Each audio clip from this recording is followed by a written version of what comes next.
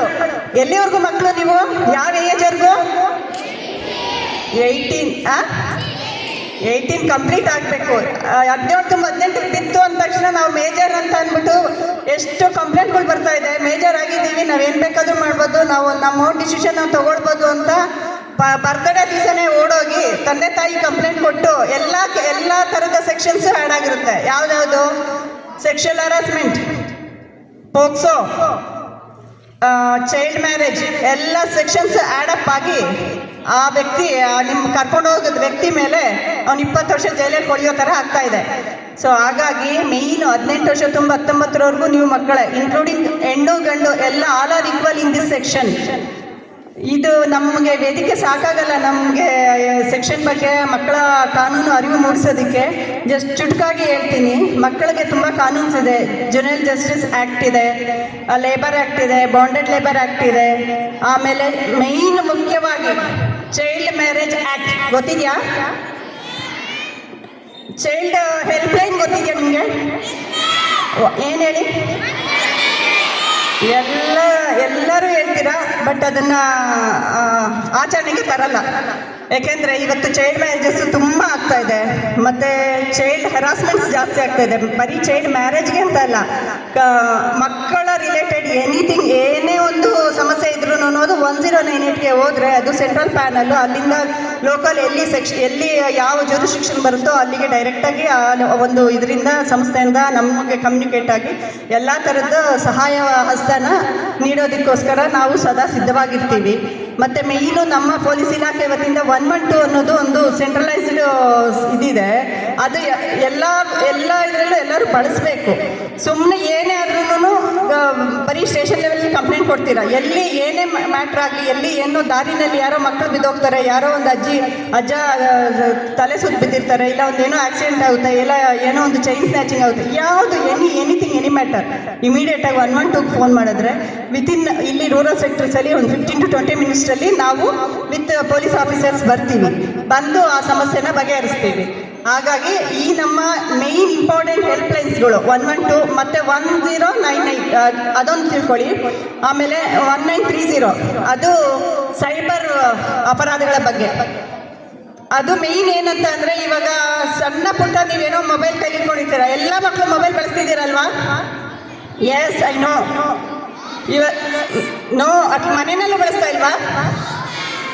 S, very good, super. ದಯವಿಟ್ಟು ಹೇಳ್ತಾ ಇದ್ದೀನಿ, ಮೊಬೈಲ್ ಅಡಿಕ್ಷನ್ ಬೇಡ. ಅಪ್ ಟು ನೀವೊಂದು ಗುರಿ ಸಾಧಿಸೋವರೆಗೂ ಮೊಬೈಲು ಎಷ್ಟು ನಿಮಗೆ ಯಾವುದಕ್ಕೆ ಏನೇನು ಉಪಯೋಗಕ್ಕೆ ಬಳಸಬೇಕೋ ಅಷ್ಟಕ್ಕೆ ಮಾತ್ರ ಬಳಸಿ. ಅದನ್ನು ಬಿಟ್ಟು ನೀವು ಅದೊಂದು ಮಾಯಾಜಾಲ, ನೀವು ಅಂತಾನೆ ಇಲ್ಲ, ನಾವು ಅದನ್ನು ಸುಮ್ಮನೆ ಒಂದು ನಮ್ಮ ಮ್ಯಾಟ್ರ್ ಏನಾದರೂ ಇಂಪಾರ್ಟೆಂಟ್ ನೋಡೋಣ ಅಂತ ಕೂತ್ಕೊಂಡ್ರೆ half an hour 1 hour pass ಆಗ್ತಾ ಇರುತ್ತೆ. ಹಾಗಾಗಿ ನಮಗೆ ನಾವೇ ಸ್ಕ್ರೀನ್ ಶಿಸ್ತನ್ನು ಪಾಲಿಸಬೇಕು. ಆ ಥರ ಮಾಡಿದಾಗ ಮಾತ್ರನೇ ನಾವು ಒಂದು ಪ್ರಜೆಗಳಾಗಿ ನಮ್ಮ ಒಂದು ಗುರಿ ಸಾಧಿಸೋದಕ್ಕೆ ಅನುಕೂಲ ಆಗುತ್ತೆ. ಮೇಯ್ನು ಮಕ್ಕಳಲ್ಲಿ ನಾನು ಹೇಳೋದು ಅಂದರೆ, ಒಂದು ಗುರಿ ಇಟ್ಕೊಳ್ಳಿ. ನೀವು ಜೀವನದಲ್ಲಿ ಏನು ಆಗಬೇಕು, ಏನು ಸಾಧಿಸಬೇಕು ಅನ್ನೋದ್ರ ಬಗ್ಗೆ ಇವಾಗಲಿಂದ ಗುರಿ ಇಟ್ಕೊಂಡು ಆ ಗುರಿ ನಡೆದ್ರೆ ಅಷ್ಟೇ ನೀವು ಜೀವನದಲ್ಲಿ ಸಕ್ಸಸ್ ಆಗೋಕ್ಕಾಗೋದು.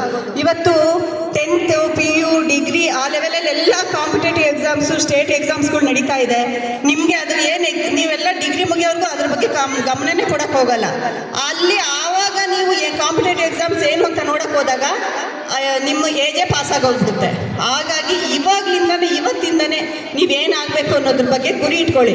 ಎಸ್ಪೆಷಲಿ ಹೆಣ್ಮಕ್ಳು, ಯಾವ ಫೀಲ್ಡಲ್ಲೂ ಹೆಣ್ಮಕ್ಳುಗಳು ಇವಾಗ 33% ರಿಸರ್ವೇಷನ್ ಇದೆ.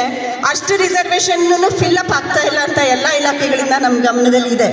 ದಯವಿಟ್ಟು ಹೇಳ್ತಾ ಇದ್ದೀನಿ, ನಿಮ್ಗೆ ಪ್ಯಾಷನ್ ಏನಿದೆ, ನಿಮ್ಗೆ ಏನು ಖುಷಿ ಕೊಡುತ್ತೋ ಆ ರಂಗದಲ್ಲಿ ನೀವು ಮುನ್ನುಗ್ಗಿ, ನಿಮ್ಮ ಕಾಲ ಮೇಲೆ ನೀವು ನಿಂತ್ಕೊಂಡ ಮೇಲೇ ನೀವು ಮದುವೆ ಬಗ್ಗೆ ಯೋಚನೆ ಮಾಡಿ ನಿಮ್ಮ ಆ ಗುರಿನ ಸಾಧಿಸಿದ್ರೆ ನೀವು ಒಂದು ಜೀವನದಲ್ಲಿ ನಿಮ್ಮ ತನನ ನೀವು ಸಾಧಿಸ್ತೀರಾ ಅಂತ ನಾನು ಹೇಳಬಲ್ಲೆ. ಮೇಯ್ನು ಈ ಒಂದು ವಿದ್ಯಾಸಂಸ್ಥೆ ನಾನು ಕೇಳ್ಪಟ್ಟೆ, ಎಲ್ಲ ಡಿಸ್ಟಿಂಕ್ಷನ್ ಮಕ್ಕಳಿದ್ದೀರಾ ಅಂತ ಅಂದ್ಬಿಟ್ಟು.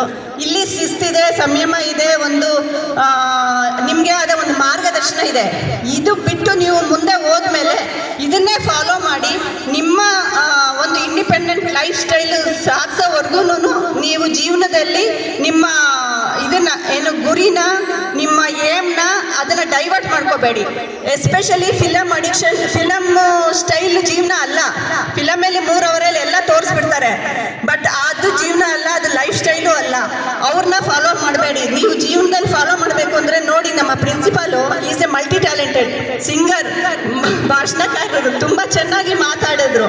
ಆ ಥರ ನಮ್ಮ ಕಣ್ಮುಂದೆ ಇರೋ ನಮ್ಮ ತಂದೆ ತಾಯಿ ಆಗ್ಬೋದು, ನಮ್ಮ ಗುರುಗಳಾಗ್ಬೋದು, ಇಲ್ಲ ದೊಡ್ಡ ದೊಡ್ಡ ವ್ಯಕ್ತಿಗಳ ಅವರ ಮಾರ್ಗದರ್ಶನ, ಅವರ ಒಂದು ಜೀವನ ಚರಿತ್ರೆನ ಓದಿ. ಎಸ್ಪೆಷಲಿ ಡಾಕ್ಟರ್ ಎಚ್ ನರಸಿಂಹಯ್ಯ ಅವ್ರನ್ನ ಕೇಳಿದ್ದೀರಾ? ಎಲ್ಲಿಯವರವರು? ಯಾವ ಹೊಸೂರು?